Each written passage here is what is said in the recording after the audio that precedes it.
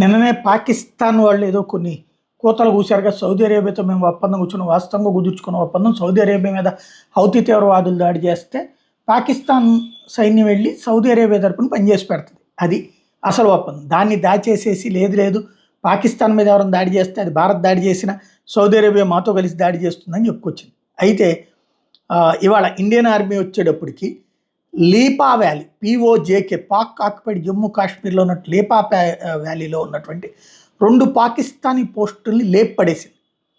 Pakistan army అక్కడి నుంచి చివరికి వైట్ ఫ్లాగ్స్ రిలీజ్ చేయాలి.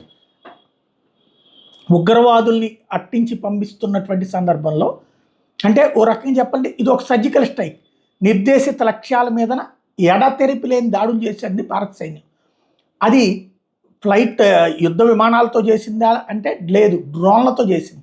అట్లాగే మిస్సైళ్లతో చేసిందంటే కాదు, అక్కడ ఉన్నటువంటి ప్రత్యేక గన్స్ ఉన్నాయి, వాటి ద్వారా కొట్టింది.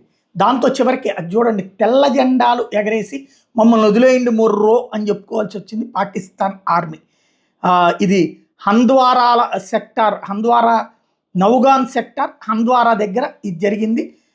చివరికి కొంతమంది పాకిస్తాన్ సైనికులకి గాయాలైన వాళ్ళకి చికిత్స పొందుతున్నారు అంటూ స్థానికులు అక్కడ సోషల్ మీడియాలో పోస్టులు పెట్టారు.